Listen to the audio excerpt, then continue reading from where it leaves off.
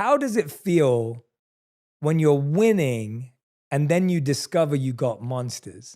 Because that's kind of the journey you've been on. And I want to go back and forth in this journey, but I want to start there. Like, what does it feel like when you're winning, you're succeeding, but then you all of a sudden go, I've still got monsters in me? You know, when you say and use the word monsters, just for clarity so people can understand, of course, we're talking about the different levels to you, right? And within the levels that I've discovered in myself, of myself, you know, you got your good versions and your bad versions. And the bad versions I refer to as monsters, but just because they're bad doesn't mean they don't have good quality. And when you're winning and you're succeeding, there's this idea that everything is right. There's this idea that perfection is now presented itself and life moving forward is going to be just an easy road.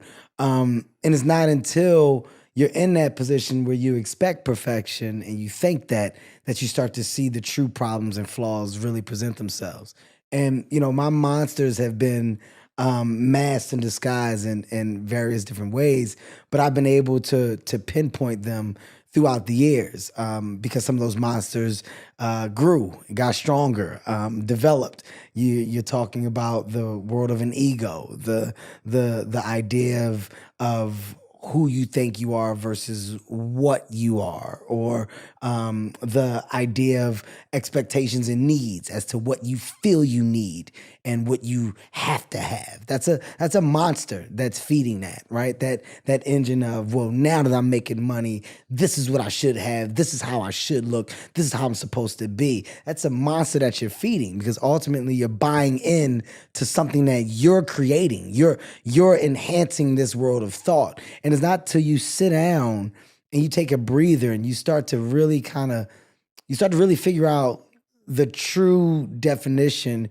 of happiness for you. You start to really understand the adult that you have grown into and the level of maturity that has now, I guess you can say, have been banked inside the human that you are.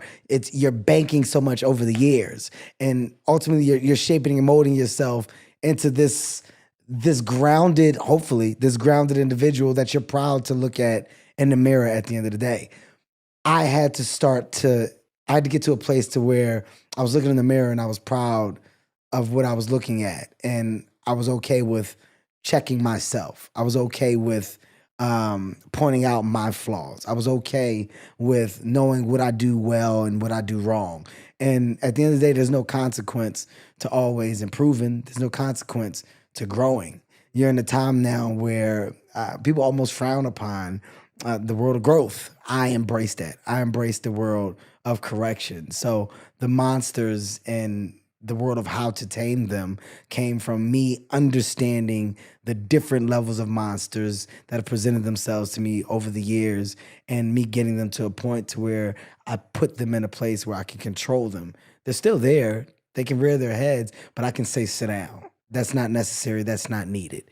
And I can tell when one is trying to take me back to a place of old. But at the age 43, it's exciting to know that I've grown from so much, and you know, the world of want is significantly different than what it once was. It's really interesting. You use the analogy of like looking in the mirror and being okay with yourself. And when you said that, I was thinking, yeah, when you look in the mirror, there's no trophies. The reflection doesn't show the trophies, the wins, the money, the whatever else. It just shows you. And the fact that you've had the courage to look at that, where do you think, when you track back, I've always been fascinated by memories that we hold from our childhood that have left an imprint that's really strong in our lives, whether it be positive, challenging, whatever it may be.